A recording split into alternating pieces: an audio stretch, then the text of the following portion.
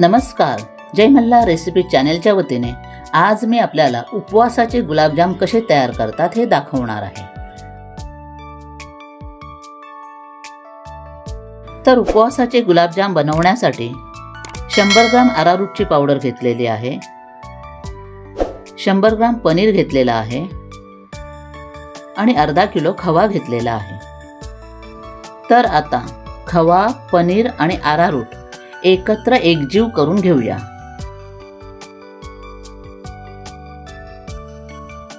आता अरारूट मध्ये पनीर मिक्स करत आहे।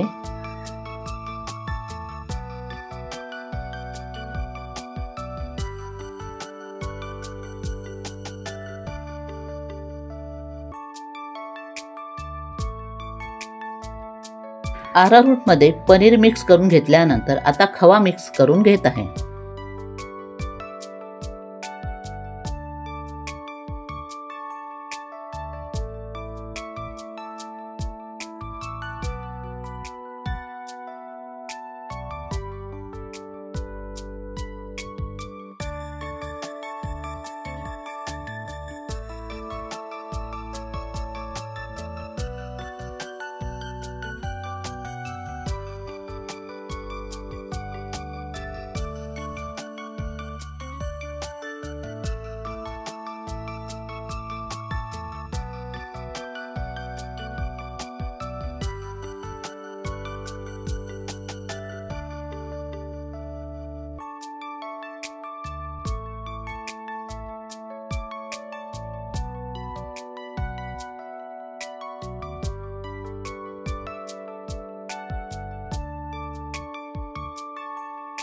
अरारूट, खवा आणि पनीर एकत्र करून घेतल्यानंतर आता हे सर्व मी मिक्सरला बारीक करून घेणार आहे। ह्या मिश्रणातील गुठळ्या मोडण्यासाठी हे मिश्रण थोडं मिक्सरच्या भांड्यामध्ये घेऊन मिक्सरच्या पल्स मोड वरती हे मी बारीक करून घेणार आहे। अशा प्रकारे मिक्सरच्या पल्स मोडवर मिश्रण बारीक करून घेतलेला आहे। तर हे मिश्रण मी परातीच्या एका साइडला ओतून घेत आहे।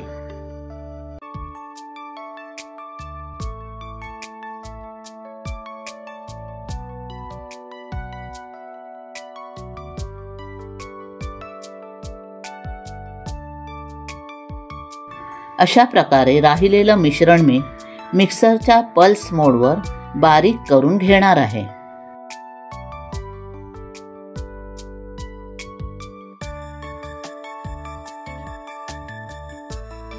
राहिलेल्या मिश्रणामध्ये 1 टीस्पून बेकिंग सोडा घालत आहे।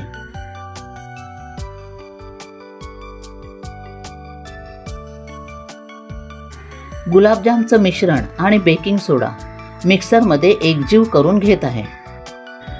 खवा, पनीर, अरारूटचं पीठ आणि बेकिंग सोडा घालून हे मिश्रण एकजीव केलं तरी पण काही गुठळ्या राहिलेल्या आहेत।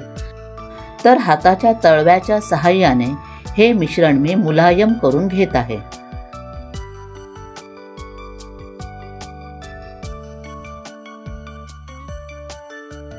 अशा प्रकारे हाताच्या तळव्याच्या सहाय्याने 2 ते 3 वेळा हे पीठ मी मऊ करून घेत आहे।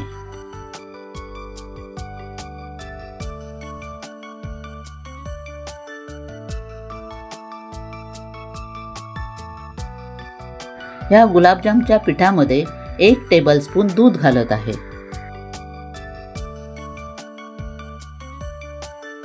दूध घालून हे गुलाबजामचं पीठ मी मऊसूत करून घेत आहे।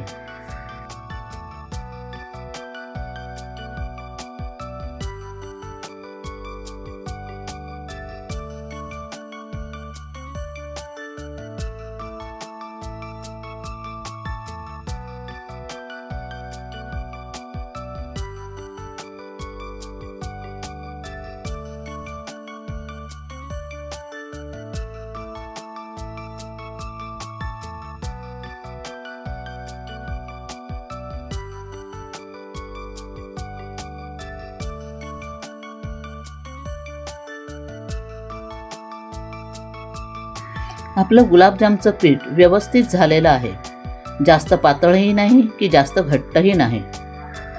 जर तुमचं गुलाबजामचं पीठ पातळ झालेलं असेल तर त्यामध्ये थोडं अरारूटचं पीठ घालून व्यवस्थित मळून घ्यावं. गुलाबजामचं पीठ व्यवस्थित मळून झालेलं आहे. तर हे पीठ मुरण्यासाठी अर्धा तास प्लास्टिकच्या पिशवीमध्ये भरून ठेवत आहे. तुम्ही हे पीठ एका पातेल्यात झाकण लावून बंद करून ठेवलं तरी चालेल. गुलाबजामचं पीठ पिशवीमध्ये भरून अर्ध्या तासासाठी मुरण्यासाठी ठेवून देत आहे. गुलाबजामचं पीठ मुरण्यासाठी ठेवल्यानंतर आता आपण गुलाबजामसाठी जो पाक तयार करायचा आहे तो पाक करायला सुरुवात करूया. तर आता गुलाबजामसाठी साखरेचा पाक बनवायला सुरुवात करूया. त्याच्यासाठी एका पातेल्यामध्ये ह्या कपाच्या मापाने 5 कप साखर घेत आहे.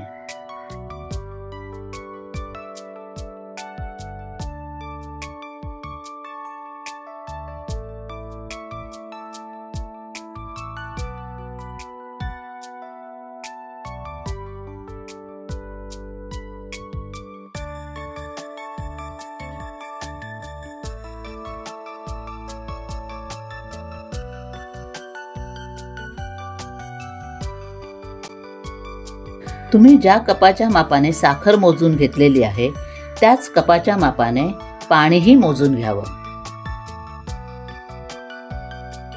याच कपाच्या मापाने मी 7.5 कप पाणी मोजून घेणार आहे.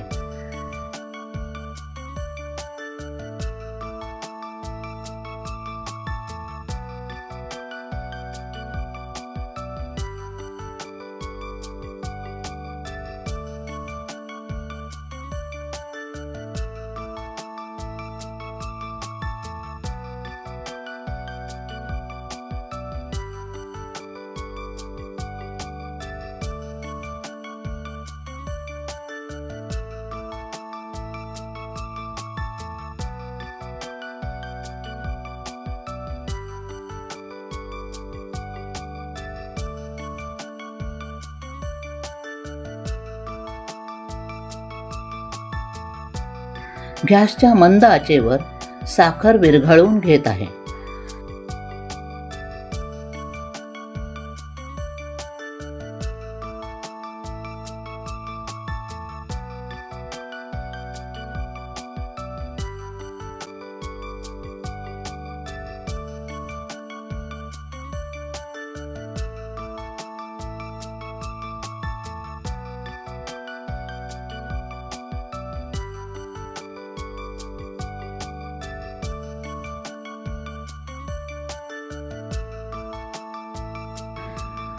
ह्या साखरेमध्ये असलेली मळ काढण्यासाठी ह्या साखरेच्या पाकामध्ये 1 चमचा दूध घालत आहे.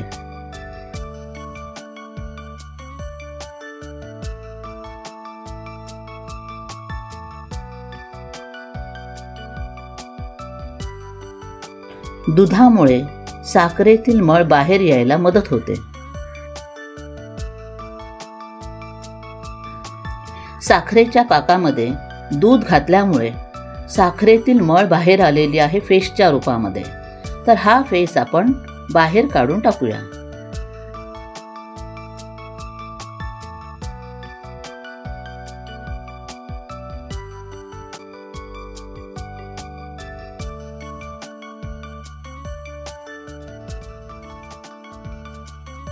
अशा प्रकारे साखरेच्या पाकातील मळ बाहेर काढून टाकत आहे.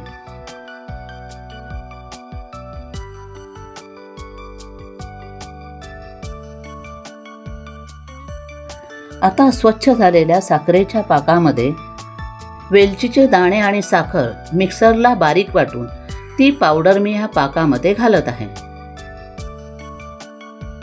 या साखरेच्या पाकामध्ये 1 टेबलस्पून गुलाबजल घालत आहे. ह्या गुलाबाच्या पाकळ्या घेतलेल्या आहेत. तर ह्या गुलाबाच्या पाकळ्या मी साखरेच्या पाकामध्ये घालणार आहे. तर आता 1 तारी साखरेचा पाक तयार झालेला आहे. तर मी गॅस बंद करते.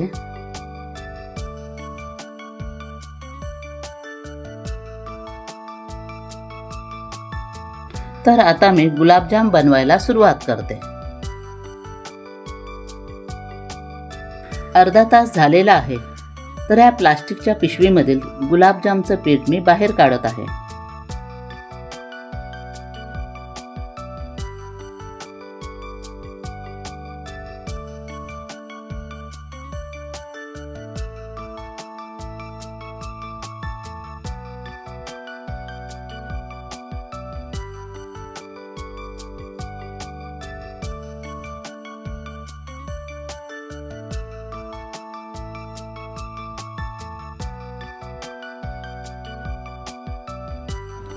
प्लास्टिकच्या पिशवीमध्ये गुलाबजामचं पीठ मुरण्यासाठी ठेवलेलं होतं.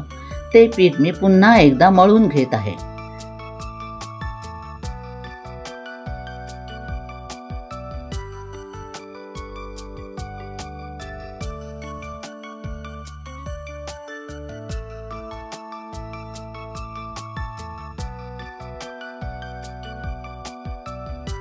सर्व गुलाबजामचा आकार आणि साईज एकसारखी यावी म्हणून 1 टेबलस्पून च्या मापाचा चमचा मी वापरलेला आहे. 1 टेबलस्पून ह्या मापाने गुलाबजाम बनवले असता प्रत्येक गुलाबजाम हा 20 ग्रामचा होतो. अशा तऱ्हेने 1 टेबलस्पूनच्या मापाने सर्व गुलाबजाम तयार करून घेतलेले आहेत. हे गुलाबजाम तयार करत असताना भेगा पडल्या तरी घाबरून जाण्याची गरज नाही, कारण तळताना हे गुलाबजाम फुटत नाही.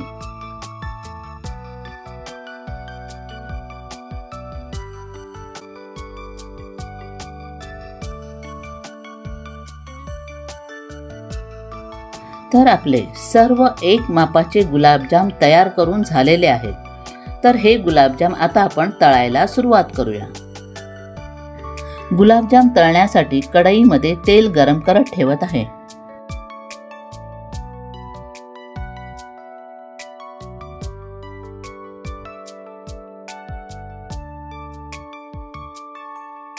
गुलाबजाम तळण्यासाठी तेल गरम करत ठेवलेलं आहे. तर हे तेल गरम झालेलं आहे की नाही हे पाहण्यासाठी गुलाबजामचं थोडंसं पीठ मी तेलामध्ये घातलेलं असताना पटकन ते बाहेर आलं. ह्याचा अर्थ आपलं तेल छानपैकी गरम झालेलं आहे. गुलाबजाम तळण्यायोग्य तेल गरम झालेलं आहे. तर आता एक एक करून गुलाबजाम ह्या तेलामध्ये सोडत आहे. आणि हे गुलाबजाम तळाला चिकटू नये म्हणून ते सतत ढवळत आहे.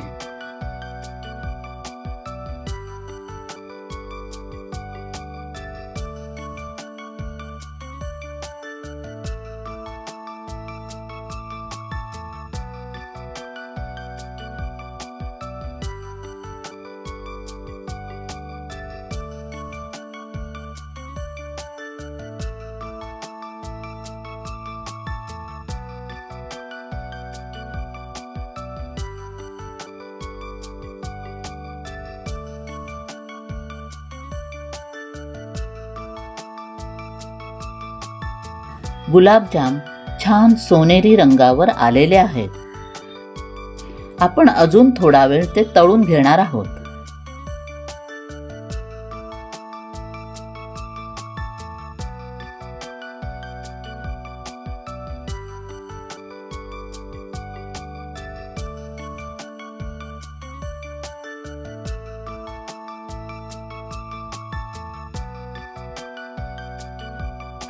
आपले गुलाबजाम छानपैकी तळून तयार झालेले आहेत. तर हे गुलाबजाम मी साखरेच्या पाकामध्ये सोडत आहे.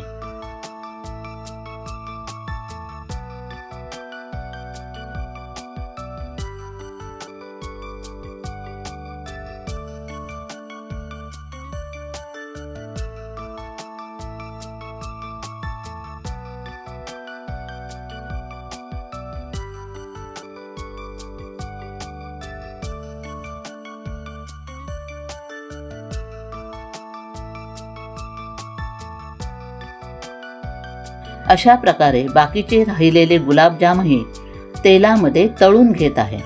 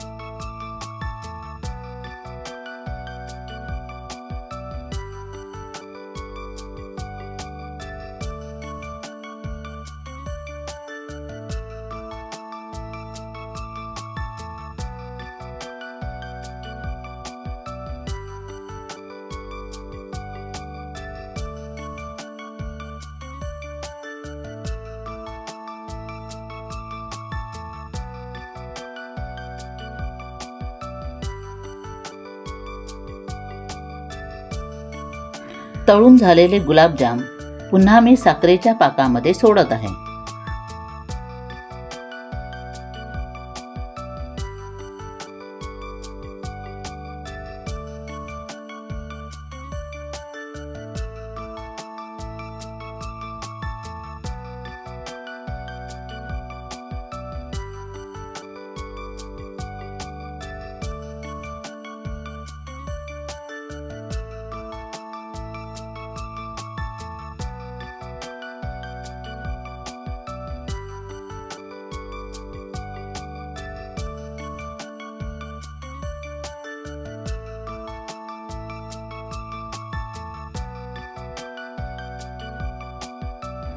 छान रसरशीत असे उपवासाचे गुलाबजाम तयार झालेले आहेत. आपणही ते करून पहावेत आणि माझ्या जय मल्हार रेसिपी चॅनलला लाईक करावं, शेअर करावं, कमेंट्स करावे. तसेच नवीन असणाऱ्यांनी माझ्या ह्या चॅनलला सबस्क्राईब करायला विसरू नये. धन्यवाद.